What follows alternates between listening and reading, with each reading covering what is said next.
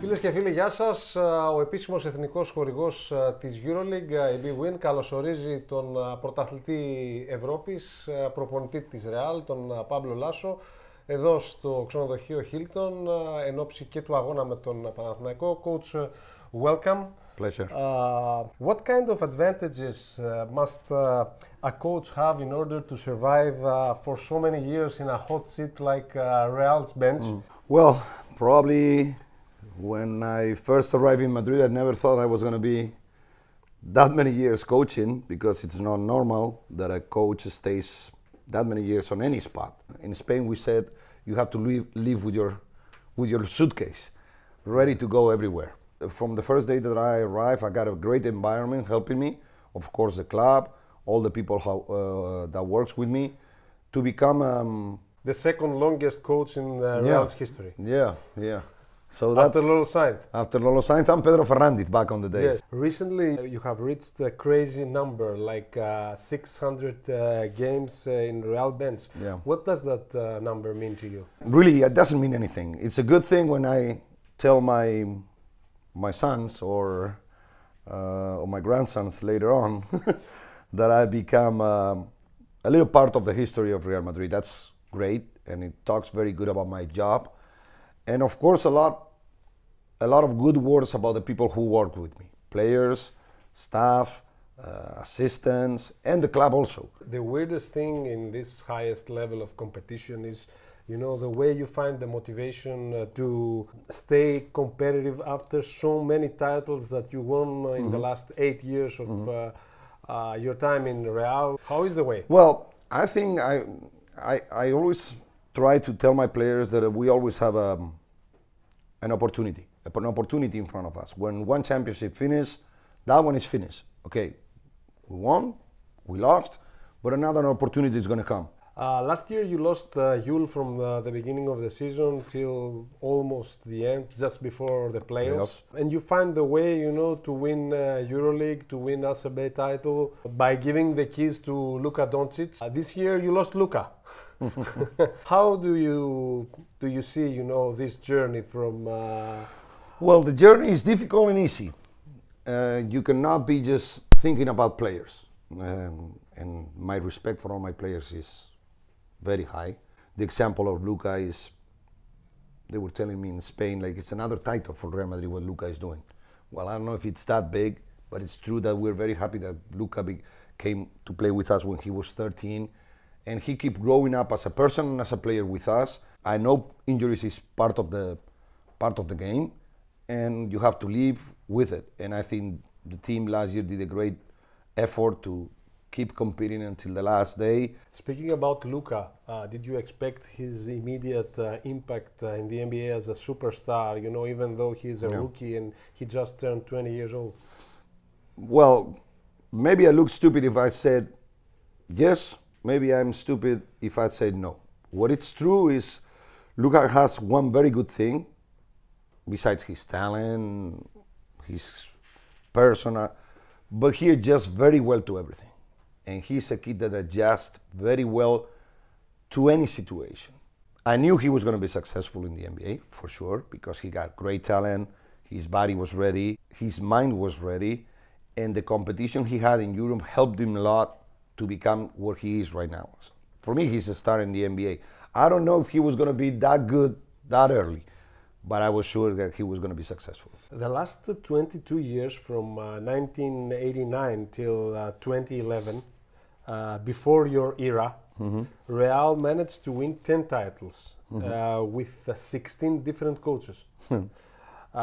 With you on the bench, the last 8 years, the team has a double number of caps, 16 from almost double, you know, in all competition. What do you do better from the other coaches? I don't know. Winning helps for sure, but we always try to be focused on become always a better team. They ask me in the press, well, you're going to sign somebody. We're not worried about signing players.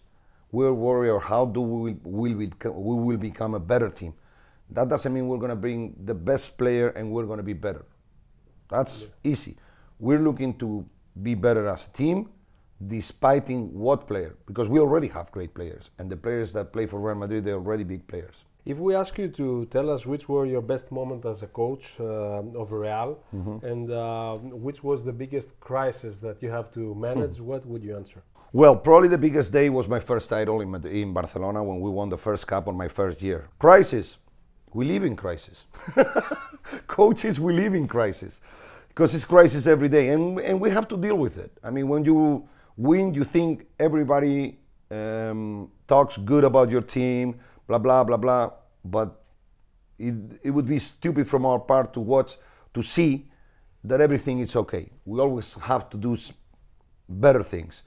When we lose, of course, we have to do the same thing, but nothing can change. Winning or losing is just a part of your job, and you have to try to do your best job possible to become a winning team. Which coach do you consider like the most difficult opponent? It's difficult to say what coach is harder to beat, because it might don't depend on the coach.